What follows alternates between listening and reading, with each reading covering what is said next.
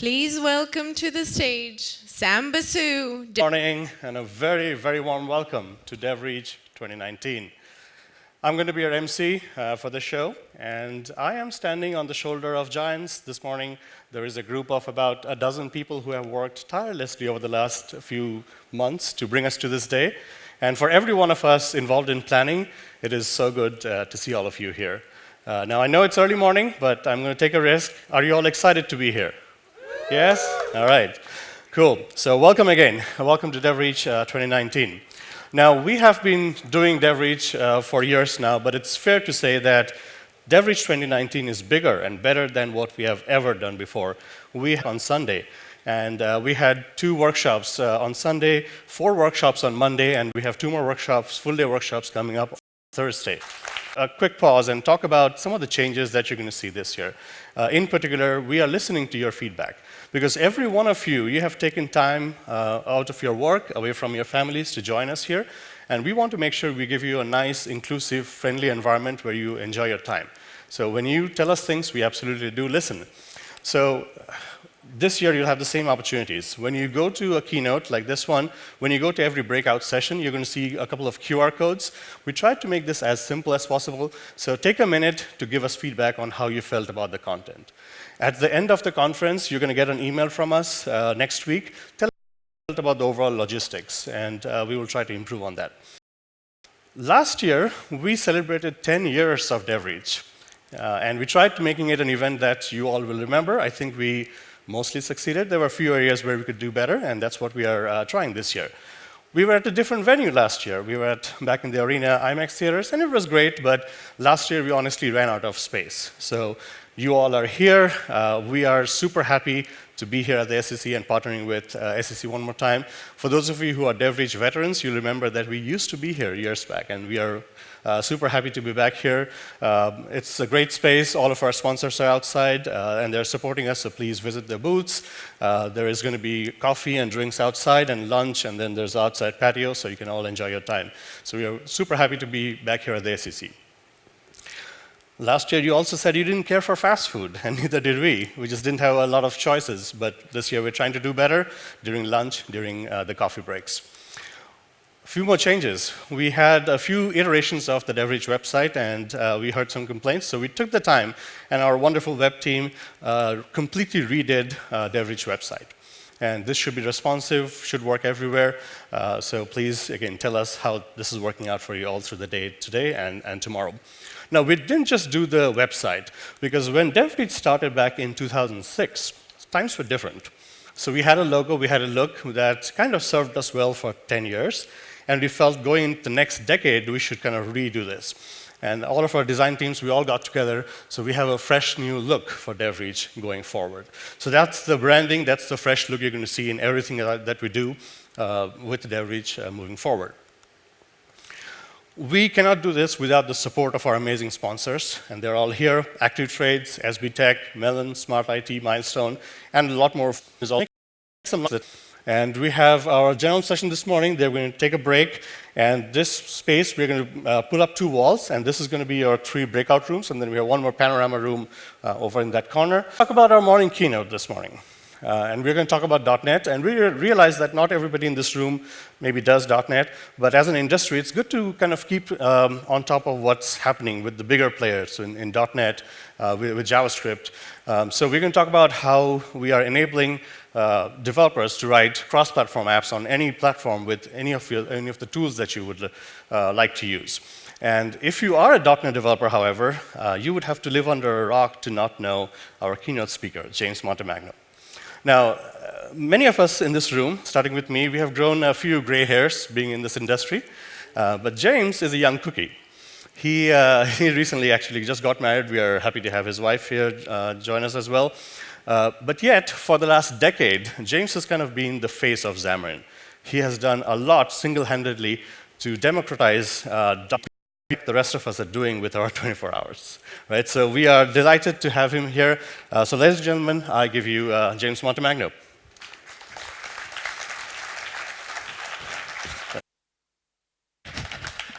Wow, this is absolutely amazing. I am humbled and honored to be here with you. It's my very first time in Bulgaria, and it is absolutely delightful. We went out to the snail house yesterday. If you've never been out there, it's amazing. There's some really amazing things happening here in Sofia, and it is honestly just amazing to be here. Now, my computer's not this. Yeah, there we go. Awesome. Now, what I absolutely love about .NET, or just development in general, and I had time to think about this in the last few days here in Bulgaria, was that first moment where we all had it. We sat down at a computer, no matter what programming language, no matter what IDE you were in, and you wrote "Hello World," and the computer printed "Hello World," and you did it. It was amazing. And this was the moment that I said, I want to be a developer. This is what I want to do for the rest of my life. And then I was honored and privileged enough to have a programming class in high school where we got to use Visual Studio as an IDE. And I went in and I said, this dot, and all this IntelliSense came up, and I was amazed. I was like, yes, this is what I want. And it blew my mind. Now, at that time, I went off to college, and after I graduated, as a developer, I really only thought there was two paths for me. It was either to write desktop applications or web applications. And this traditionally is what people and developers think that we can build. But nowadays, we, as software developers, are powering the world. We can truly build for absolutely anything. Software is powering every single business. It's not only just essential for a business to succeed, but it is the business at the core. So whether we're building games, IoT, machine learning, heart rate, just anything really, powering cars, powering airplanes, just absolutely anything. When I went into Heathrow on my way over here to Sofia, all I did was I just tapped and I was in. I was like, yes, this is the Heathrow experience that I would like forever. No more long lines. And at Microsoft, what we want to do is enable all of you to build for any of these platforms. Whether you want to build a desktop app, web app, cloud, mobile, game, IoT, or AI application, we have .NET, which is our runtime and platform that will enable you as a developer to target all of these different platforms. What's great is that there are powerful frameworks that power every single one of these, and that's what I'm going to talk about today. Now, .NET has been around for a long time, but it's constantly iterating and growing and keeping up with the industry. And we have millions of .NET customers that are loving every single aspect of being a .NET shop. Whether you're building applications for web, mobile, machine learning, or AI, we are here for you. Now, I have a lot to cover in the next 42 minutes and 5 seconds, and I'm going to do it. I'm really excited. We're going to talk about basically every single thing that I could think about in the world of .NET. From productivity to desktop to mobile to machine learning, this is stuff that I love, and I'm really excited to share it all with you. So I don't want to waste any time. I want to get right into it. Now, we just had one of our biggest releases in the world of .NET with .NET Core 3. It brings .NET Core to desktop, gives you full stack web development all in .NET and C#, and awesome, super powerful C# 8 features. And I'm going to talk about every single aspect of .NET Core 3. And at the same time of .NET Core 3 release, we released brand new updates to Visual Studio 2019 and Visual Studio 2019 for Mac, enabling developers to build their applications no matter what operating system they're using. Now, not only did we release new products, but .NET and Visual Studio is growing at a rapid pace. Over the last year, we've added 1 million new .NET developers using Visual Studio for Mac, or Visual Studio Code, our lightweight code editor. And not only are people using Visual Studio, but they love it too. In the last update from Stack Overflow for the most popular development environments, developers single-handedly voted Visual Studio Code and Visual Studio as the top 1 and 2. Yes, we beat Notepad. We did it. We did it as a team. Yes. That was one thing the team was really proud of. So I figure, why not just get started? And what I want to open up with is showing you how using Visual Studio .NET, you can be super productive no matter where you want to deploy and be engineer on. And what's important about this keynote is that I've decided that I really want to focus on things that you can do today. which means that every single thing that you're going to see is in production. You can go home and use all of this today. So everything, stable channel, no previews here. So let's get into it. What I'm going to do is head over first into something I don't traditionally do. This is my Windows desktop, but I'm going to go over here, and I've installed the Linux subsystem for Windows right here on my Windows machine. So this is a full Linux terminal. So I can come in, and I can mount my Windows desktop. So I actually have a folder here, a DevReach folder, and it has some information in here. So I can use full commands like ls, and we can see there's hello Sofia.txt. And I've installed .NET Core here. So I can say .NET version. This will query my machine, and I have version 3.0.100. Now what's great is inside this Linux terminal here, I can say .NET new. What this will do via the command line with our powerful command line tools is query the system and all of the workloads that are available to say, what can I create? This takes a few seconds because there's a lot of things that you can build with .NET. But here I can build console apps, WinForms applications, unit tests, and of course web applications. So what I'm going to start off with is building a ASP.NET Core MVC, so Model View Controller application, right here on my Linux box. So I'm going to say .NET new MVC. And what this will do is we'll create a brand new application. You can see it right here on my desktop. All the files are there. Restore all my NuGet packages, everything that I need. And my application at that point is kind of ready to go. So we'll let it finish up the restore process. Let's see here. Come on, there we go. And I'll say .NET run. So in 10 seconds, I created a brand new project. I've queried my system for templates, and I'm now compiling a web application inside of Linux. So it's going to do a full compile inside of my Linux environment, and then it's going to create at a local host. What's nice about this Linux terminal is that it's sharing my local internet connection, so I can navigate from my browser. Now, I don't have my dev insert, my certificates here, so we'll just kind of go a little unsafe here. But I've now run a full website in under 30 seconds from Linux. And now you're saying, James, I see you're on your Edge dev over here on Windows. I don't really know if you're in Linux. I don't believe you. Well, fine. I will prove it to you. So what I'm going to do here is I'm going to use everybody's favorite editor for Linux, Midnight Commander. Boom. And here's all my files here. And I can come in to my views. And that home view here, we're just going to go and edit it, because this is a truly delightful editing experience. Look at this. Yes. So I'm going to come in, and I'm going to use some Razor syntax. So I'm going to put some C# right in here. So I'm going to say environment.os version.to string. Awesome. I'm going to Control X, save it, enter, yes. Now, of course, I haven't compiled it, so I hope that I typed everything correct. So we'll just say .NET run. This will compile up my changes. It'll be a little bit faster this time because it's already sort of done all the hard lifting.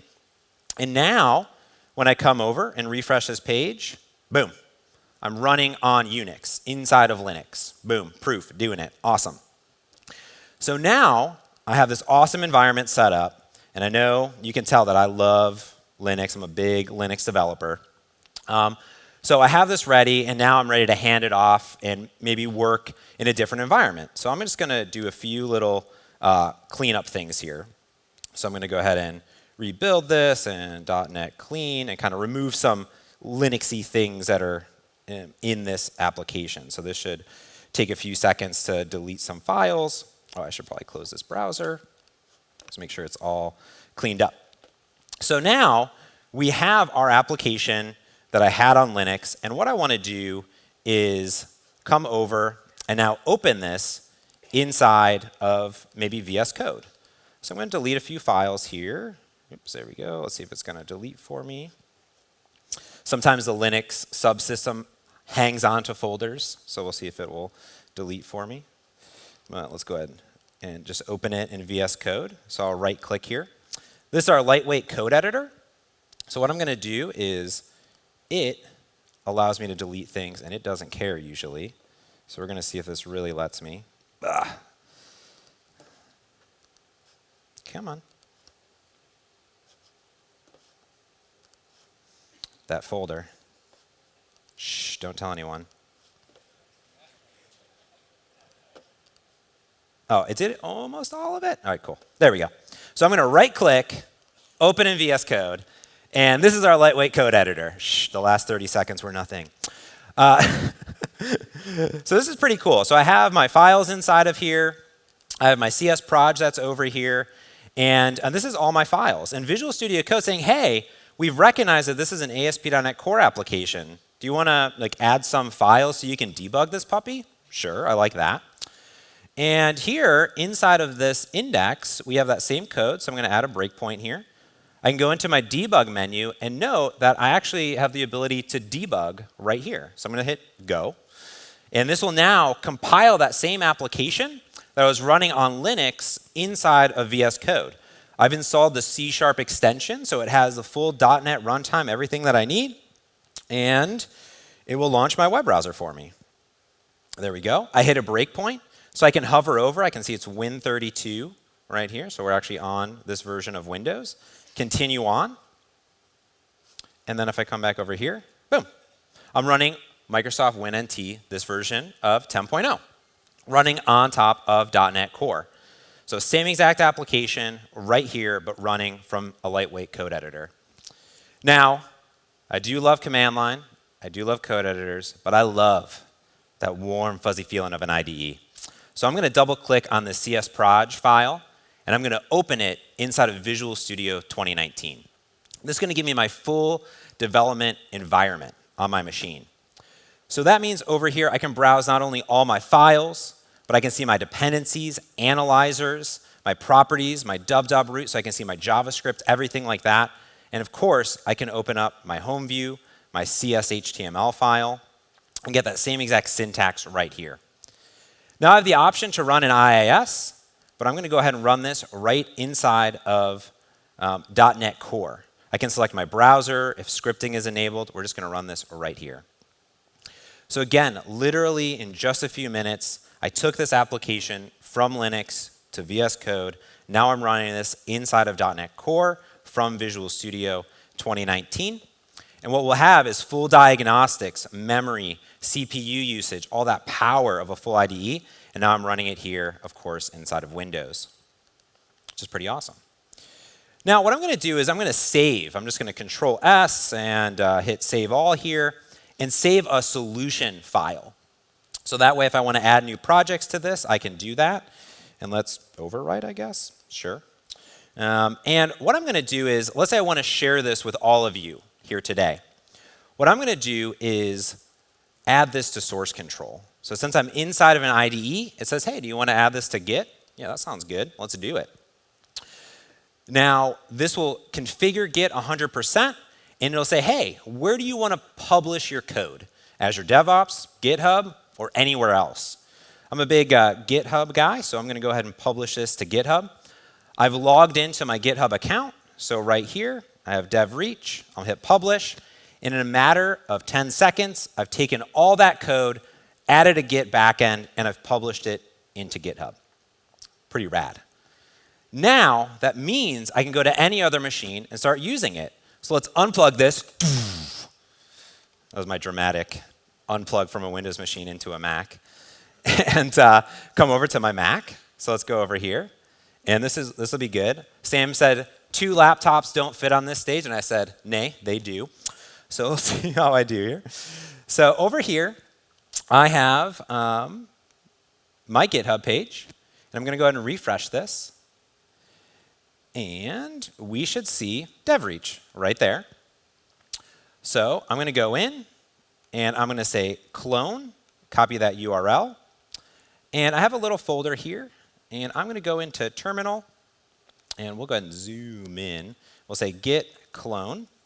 And I'm going to say, oh, let me make sure I'm in the right place. Let's ls. Oh, I'm not. cd desktop.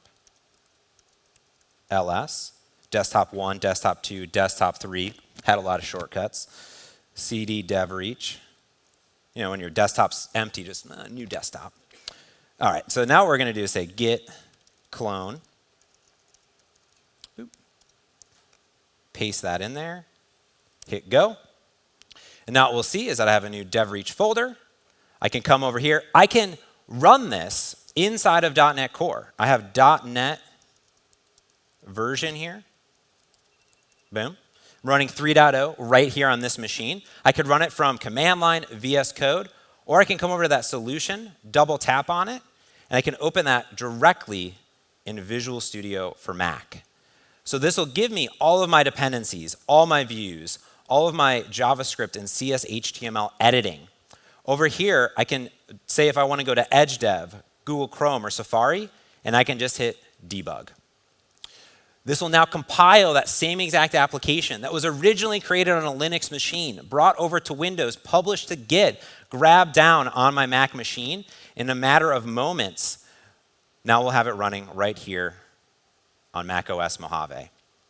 I'm not quite risque enough to upgrade to Catalina just yet. But that's pretty amazing, right? Being able to sit here, create a brand new application, and share it with all of you no matter where you are running in a matter of moments. And that's the power of great tooling, productivity for .NET running absolutely anywhere. I think it's cool. Yay, James, great job. Cool. Thanks. But there's a lot to .NET that I want to cover, and I only have 28 minutes and 30 seconds left, so let's go on. So what I'm going to be doing the rest of the day here in the keynote is sharing an application that we built that's going to run on the web with a powerful backend, on desktop, inside of a web application with a powerful front end, and a mobile application, and we're going to add machine learning to it. So all of that in the next 28 minutes and 4 seconds. And the first thing that I want to talk about is microservices. And this is a really important trend that we're seeing in the world of back-end development. Traditionally, what we would see is a huge monolithic application. All of your web APIs, your application logic for all different things. Maybe you have a weather API, a people API, a database backend, and you take this application and you deploy it onto all of these servers. You replicate it over and over and over and over again. You scale up, and then you scale down. And if you want to deploy and take that and add a new service or update it, you got to update and roll it out to everywhere. With microservices, you can take that same application or multiple applications, break it into little bite-sized pieces. And then what you can do is scatter all of those microservices in between all of the different servers and bridge them all together with all sorts of different technologies like Docker, for instance. And what's great here is that this improves your entire deployment cycle. Each of those payloads are smaller and easier to update, and that really enables your teams to be more focused on this little bit of code. So we've really worked with ASP.NET Core 3.0, part of the .NET Core 3 launch, to embrace microservices and make it easier for all of you. So we focus on a few things. Of course, we have great web API and identity, but we also have brand new worker services that enable you to constantly automatically update and consume messages in queues and process them over and over again, whether you're on Windows or you're on Linux. We also embrace and work with Google for gRPC, which is a high-performance contract that works across all sorts of different languages, and we brought that goodness to .NET. So what I'm going to do is I'm going to build a weather backend that will query the weather, and it's going to constantly check weather and publish that so all of my clients today can consume it. So I'm going to go ahead and close a few things here. Close that. And I'm going to open up this weather service application. Now this is a .NET Core application. So here's an ASP.NET Core application. And this is going to be using gRPC. It's going to have a contract. And what it's going to do, like I said, is go off, query the weather. Because you could have your clients query the weather, but then everybody's going to be connecting to the same backend. And if you're using a token from, let's say, AccuWeather, which I'm using here, you're going to hit a rate limit. So you want to break this into a microservice and deploy it so you're in control. So what I can do is I can come in and say add new project. And what we have is a worker, a brand new worker service. So we have a template here. And this will set up all of the scaffolding that allows you to schedule a worker service every minute, every 5 minutes, whatever you want to do. So I've done that here. And this is my background service. So this is the code that comes in. I have some kind of configuration for a logger to get HTTP client, and I have a memory cache. This is all built into ASP.NET Core. So what I'm going to do is query the weather, take the result, put it into a memory cache. And every 10 minutes, I'm going to check the weather again. But my API that I'm going to expose via gRPC will constantly be publishing updates every 2 seconds, so my clients can just stream in data nonstop. So this is very simple code. This background worker has a single method, execute. It's going to execute, and I'm just going to say, keep going until I tell you to stop. That's it. It's going to grab an HTTP client factory. It's going to go make a weather query to the weather API using AccuWeather. And then it's going to use a brand new system.text.json. We've built in a brand new JSON serializer and deserializer directly into .NET Core, so no external packages needed. We love JSON.NET so much that we hired the guy. So, it's true. He's an awesome person. So here, I'm going to go stream in this data, and I'm going to deserialize this data into some forecast information, and then shove it into this weather cache. That's literally it. So if I go off and I hit debug here, this is going to go and hit the weather backend. So it boots up .NET Core 3. I'm just going to run it locally on my machine. Here I hit a breakpoint. I can come in and look at this model. I can see that I have one weather result. And this weather result has a bunch of information from AccuWeather. Let me go ahead and pin this here. Boop. There we go, a bunch of just information. So what I've done is I've gone ahead and now stored this locally. And I can now create code to consume this. So I have this forecast that's coming in. And this is the big forecast. So it's every little bit of data from AccuWeather. So I just said, give me all your data. And this is a lot of data, and I don't really want my clients to consume all of it. So I want to create a very slim gRPC contract that any of my mobile apps or web apps can consume. So here I've created this thing called a proto file. Have any of you ever worked with gRPC at all? A few. How about WCF? We got a few of you. Awesome. All right, well, this is, for all intents and purposes, a contract between you and your clients saying, this is the type of data that I am going to return. It is a message. I'm going to return a string, a Boolean, some floats to you with these names. And we can share this contract, this protocol buffer. And at the same time, what this file does is it has a contract between gRPC and my ASP.NET Core application to say, I will have two methods, one called getWeatherStream and one called getWeather.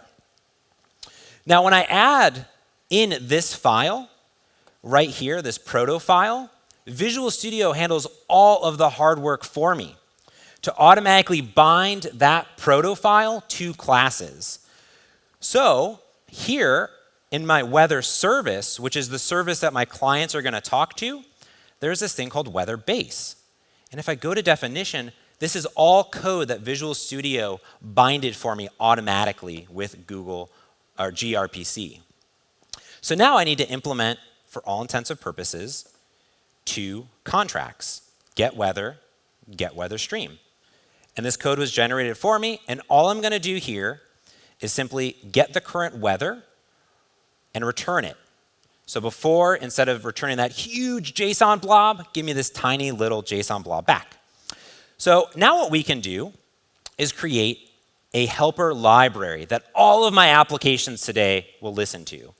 So here I have a weather client, and I'm going to say add service reference. And inside of Visual Studio, I can add a JSON Swagger file or a gRPC service. So I'm going to go ahead and I have this proto file, which is the same exact one in my other project.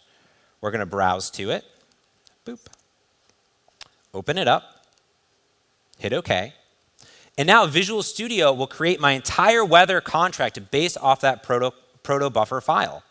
And now anybody can consume this in a few lines of code. So to demonstrate this, I have a weather console application. Just a .NET Core weather app. It's going to be very simple. And what it's going to do is simply first create a weather client. And this is coming from that code. When I added that proto file, it generated all of this code for me automatically. I didn't have to do anything. And then it will allow me to get the weather asynchronously. That's that forecast there, and I'm going to print it to console.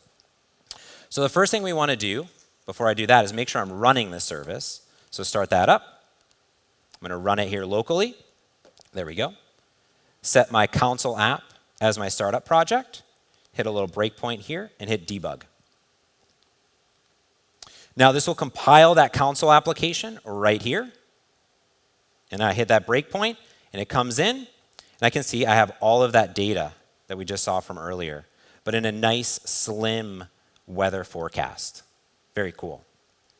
I can continue on and what we'll see is I have 49 degrees and this is querying Seattle, Washington. That's in Fahrenheit. So not too bad. It's a little chilly over there, probably really late, I would say. But I can extend this to use that streaming service. So I can delete this, some of this code here. I have another region here. And instead of just getting the weather asynchronously, I can come in and I can say, give me that stream of data. Just come and give it to me. And what this will do is it'll read all that data asynchronously, and it's going to return to me a brand new C#8 member called iAsync enumerable. So instead of enumerable, which is a list of data, this is streaming data. It's coming in over and over and over again. So Visual Studio is mad at me and says, you can't for each over all those forecasts. You need to await on all of those items in that list. So we added a brand new feature called await for each. So this will loop and it will await for all of those messages to come in. So now when I run this application again, we're going to be hitting that same exact backend, and we'll have 49, and every 10 seconds, it's going to come in and stream that data asynchronously to me. So wait, got this async data, boom. Now every 10 seconds, I'm streaming in this data. Boom, really cool. And now I can use that same exact weather client for all of my other applications today. So it's super easy to create these powerful background services. And of course, you can deploy that absolutely anywhere with .NET Core 3. So now that I have my backend, let's start building applications, the things that I love. And we're going to start with desktop. Now, the first thing that we did is we brought .NET Core 3 to the desktop. And we did this for a lot of reasons. Not only are there tons of applications being built for Windows, but there's a lot of applications that need to update and easily get to newer versions of Windows. But a lot of companies are building tons of applications. So we wanted to simplify it. So bringing .NET Core 3 to WinForms and WPF, our UI front ends, enables you to easily deploy side by side. You can make self-contained executables. You don't need any .NET installed on your machine. It's all included inside the executable. And you get to take advantage of all of that powerful .NET Core 3 performance. So what I've done over here is created a Windows desktop application. And this is going to be a legacy app that is running WinForms. So over here, this is my full project. This is the power of .NET. Inside this one solution, I have a web app, desktop app, mobile app, backend, machine learning, everything in one place. It's really powerful. So here, I have my backend, that weather, so the same exact protos, services, and I've deployed this to Azure. So we're going to be communicating with an Azure Kubernetes cluster. That's a bunch of words. I have no idea what it means, but it's cool. So you got pods and whales, and I don't know. People are way smarter than me. But I have this weather client library. Same exact thing, that proto file. I've added some helper files here. But all of this logic will be shared between my desktop app, mobile app, and web app. Everything right here, and console app. So this WinForms application, I'm just going to set it as my startup, and I'm going to hit debug. And this is sort of just a sample app. I haven't connected it to anything. I just have designed it, and I've created like a Star Wars backend. So it's querying Alderaan right now, and it's really cold. And this is a default .NET framework application. And I want to come in and show you what that looks like. So property here, .NET framework. And what I'm going to do is I'm going to convert this to .NET Core. And it's going to take me seconds. So I'm going to boot up the command line. And what we've created is a command line tool called try convert. This will take your existing .NET desktop applications and convert it to .NET Core. Go. So this is going to query everything in the library. Boom, conversion complete. Amazing. It's going to reload this project over here. And when I come in, everything is here. I can go into my frameworks, .NET Core application. If I double tap on this, it's a .NET Core 3 application. It's ready to go. If I run it again, all of the logic, everything is the same, but now it's running on .NET Core. Boom, right there. Really cool. But since it's running .NET Core 3, I can leverage that shared gRPC backend. So I'm going to say add reference. And I'm going to add a reference to that weather client library. Hit add. There it is, right there. And now I'm going to go into that code that was here before. And previously, it just had some dummy data. So I would come in. I had a weather response here. I had get dummy data. And we don't want any of this. We want to use our real data. So I'm going to go ahead and delete all this here. And even delete this weather here. And I'm going to come in and just uncomment some code. So here, boop, boop, delete all that code. I'm going to bring in this weather result namespace using the weather API that was coming from that package. And we'll bring in this weather client, bring in gRPC automatically, and then bring in this library. So just add all the using statements. And now, this is very similar code to what you saw in the command line application. It goes, it creates a weather client. Here I've created a little bit of a helper method that just sort of abstracts some of that code that can be reused between all of the different clients. So I don't have to write it over and over again. Stream in that data. And now, when I run this application, it's now going to be talking to that gRPC backend that I've deployed, and now it's 51 degrees in Seattle. I've taken this application, deployed it into .NET Core 3, and I can give it to all of you and deploy it seamlessly. Super awesome. You get great performance gains, single executable deliverables, and super productive sharing code across every one of your frameworks. Now let's talk about mobile development. This is the thing that I fell in love with. The first smartphone I ever got, I was like, whoa, I can do Hello World on a phone. And it blew my mind. And when it comes to mobile development, that's where Xamarin comes in. Xamarin is our mobile framework enabling you to target iOS, Android, macOS, tvOS, watchOS, all the OSs with .NET. And what this means is that you have access to every single iOS and Android API all in C# with C# features. But you can share code with all of your .NET applications using .NET Standard, which is a way that enables us to share code across all of the different .NET platforms. Now, what's great about Xamarin is that you can build out your applications using traditional UI, iOS storyboards, Android XML, share a bunch of code, or you can mix and match and use Xamarin Forms, our cross-platform native user interface. So you can create beautiful native applications from shared code. Now, we not only offer inside of Xamarin all of the native APIs in C#, we offer cross-platform UI, but we've also created an amazing library that handles native API access. So you have access in C#, or you can use Xamarin Essentials, which gives you over 50 native features from a single cross-platform native API. So file access, geolocation, connectivity, all from one API that you have available. And we're working on super productive tooling for Xamarin developers to build mobile apps. Traditionally, when you build a mobile app today, you have a bunch of code, you stop, recompile, deploy. Make some changes, compile, deploy.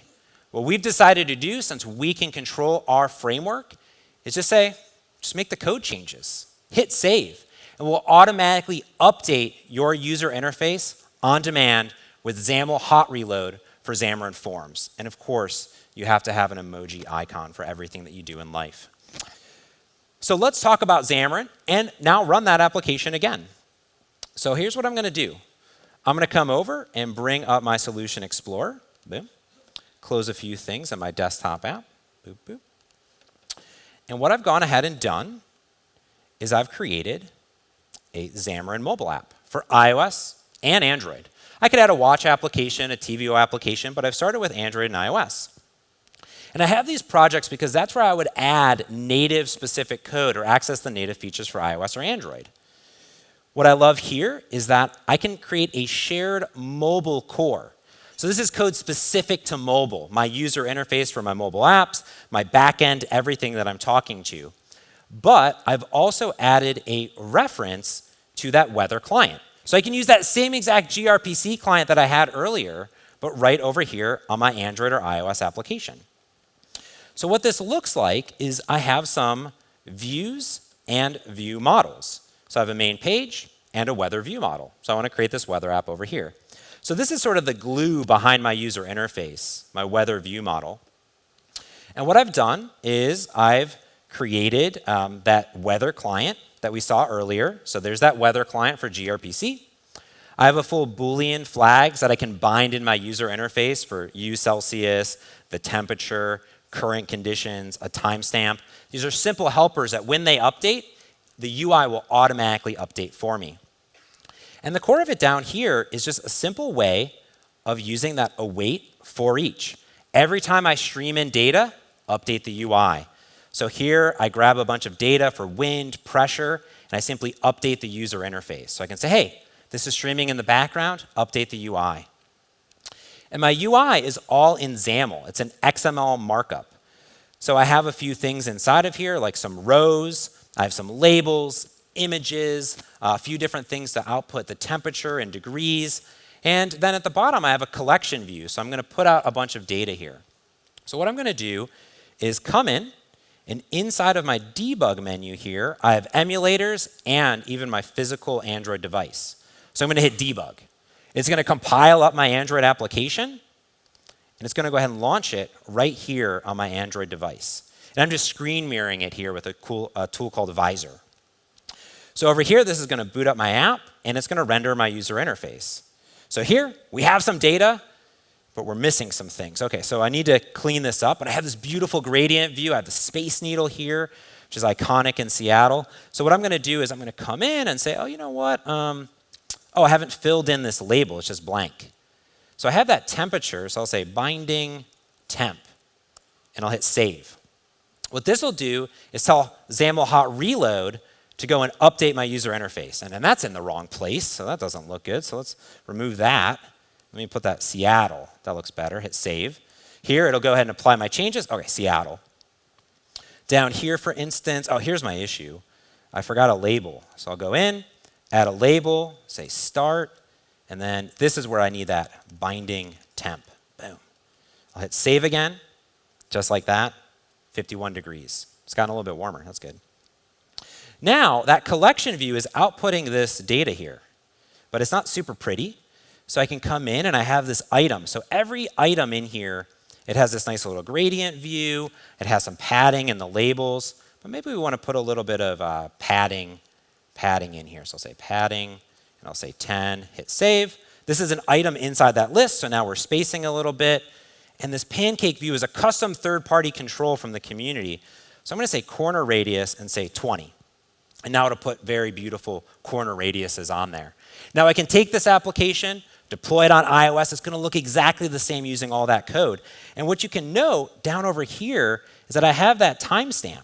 So if I come over into this and say large, hit save, if I zoom in over here, you can see that data is streaming in real time into that application every 2 seconds, streaming in using gRPC. And that's how we're taking it so you can build and leverage .NET on mobile today and be super productive with reloading your user interface. All right, let's talk about the web. Now, traditionally, I'm not a web developer. My wife is the web developer. When I said, file new web app, and I said, what? I click this button, like, where does that code run? She's like, on the server? And I go, that doesn't make any sense. Like, I'm on the device here. Like, I hit go, it's in the device. And she's like, no, that's not how the internet works, James. And I go, oh, that's confusing. Because traditionally, right, you have your back-end server. And it's running .NET, Node, Go, Java, any of your things. Hopefully .NET, but you can run anything. And then traditionally, you have your front-end logic. You have Angular, React, Vue.js, or Vanilla.js, and these things are communicating back and forth. You tap a button, it talks to the back end, boom.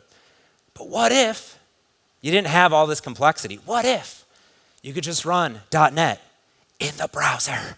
And you didn't have to worry about all of that. And that's why we created a framework called Blazor to do that, which means you can run .NET everywhere. In your back end, in your front end, it's amazing. This gives you full stack web development in C#. And we started with a technology called Blazor Server that enables you to easily deploy and run C# immediately in your browser, communicating with your backend, and you don't have to write JavaScript at all. You can if you want to. Me, not so much. But this runs in all browsers, so it's not a Microsoft like specific, I mean, it is a thing that we built, but it runs everywhere. Super cool. So let's build this application and deploy it into a Blazor app. So over here with Blazor, I have a Blazor app right here called Blazor Server, Blazor Weather Server. I can set that as my startup. And I've sort of compartmentalized this application into a .NET Standard library called Blazor Weather Core. So I could take these components and share them with any other application. So I have a page, and it's a forecast. This is using the same exact logic that I had earlier from my other frameworks inside of here. And here I just have some Razor markup. So I'm using a weather forecast service. I have a way to get the temperature with this syntax, which we'll call a method. It will output some data and then display and bind these values. Now, traditionally, I'd have to write some JavaScript to do that. I'll just write the C# right here, right in the browser. Boom, it's good to go. It'll handle everything for me automatically. Whenever I get a weather update, I'm going to tell the UI that the state has changed, so go update.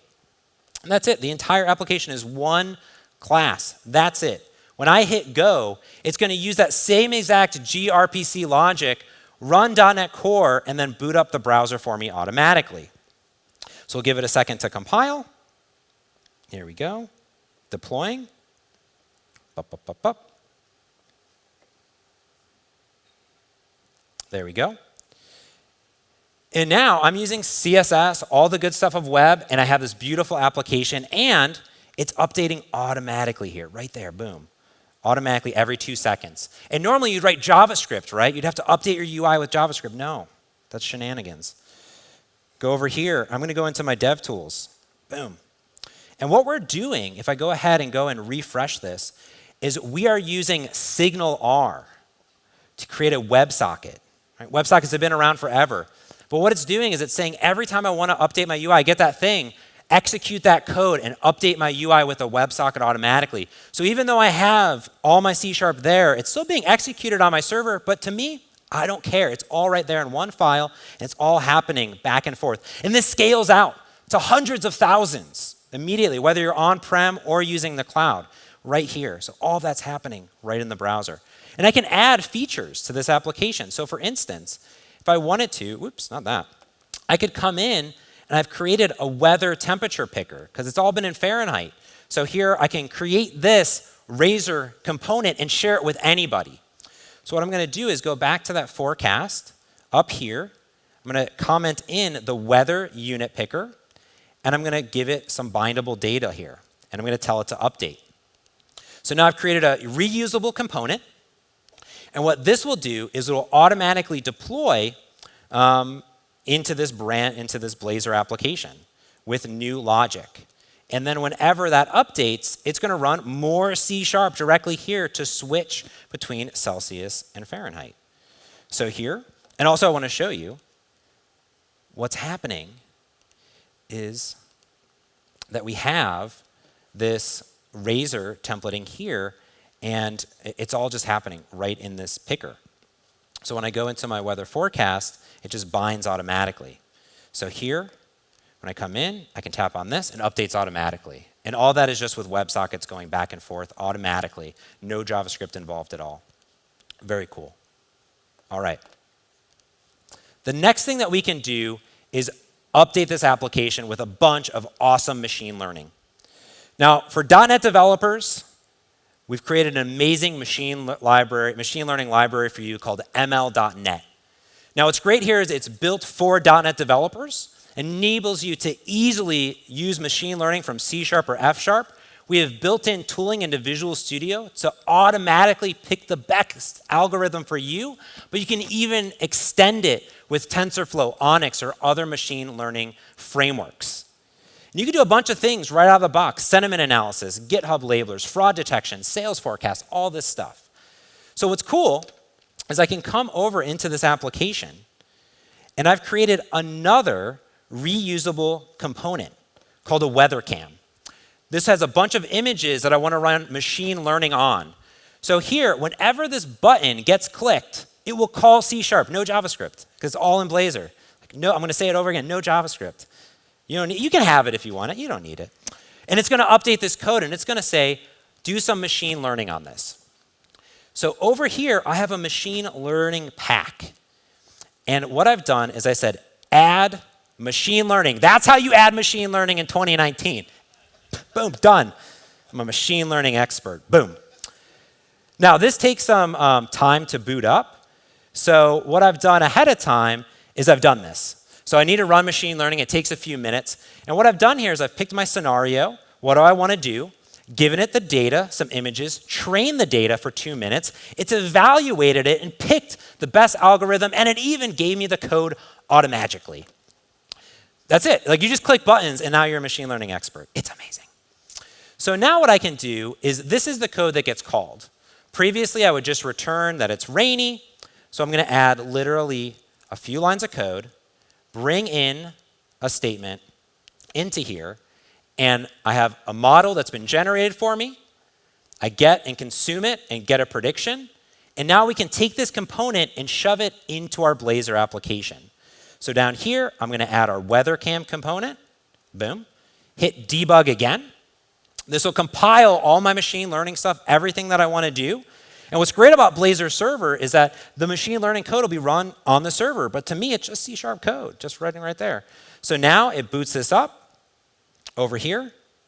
Here's all of the things, and it's going to do machine learning on that. Here's the Paramount Theater. It's rainy.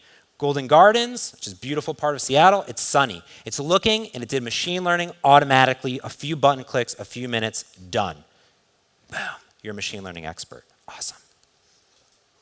.NET everywhere, from server to web to mobile to desktop to machine learning in 45 minutes. What all brings it together is .NET Standard. I took that one library, and I shared it with all of my applications. Super productive, using the tools that I want to use. And what I think is powerful about all of this is that we can build amazing applications and truly change the world. Some people say that, but we're doing it. All of you here have the ability to do all these amazing things. And I wanted to take just another minute and show you an amazing project that we've created here at Microsoft. It's on the App Store called Seeing AI that helps visually impaired individuals see the world around it. So I just want to play a short video to show you what this looks like, all being powered by .NET. AI is a Microsoft research project for people with visual impairments. The app narrates the world around you by turning the visual world into an audible experience. Point your phone's camera, select a channel, and hear a description.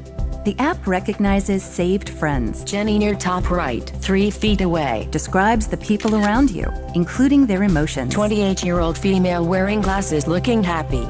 It reads text out loud as it comes into view, like on an envelope. Ken Lawrence, P.O. Box. Or a room entrance. Conference 2005. Or scan and read documents like books and letters. The app will guide you and recognize the text with its formatting. Top and left edge is not visible. Hold steady. Lease agreement. Disagreement. When paying with cash, the app identifies currency bills. $20 US. When looking for something in your pantry or at the store, use the barcode scanner with audio cues to help you find what you want. Campbell's tomato soup. When available, hear additional product details. Heated microwave bowl on height. And even hear descriptions of images in other apps like Twitter by importing them into Seeing AI. A close-up of Bill Gates. Finally, explore our experimental features like scene descriptions to get a glimpse of the future. I think it's a young girl throwing a frisbee in the park. Experience the world around you with the Seeing AI app from Microsoft. And all of that is being powered by Xamarin, .NET everywhere. And these are things that we can build together to really impact and change the world. That's .NET, a platform that you can build for absolutely anything. That is my time. Have an amazing DevReach, and thank you so much.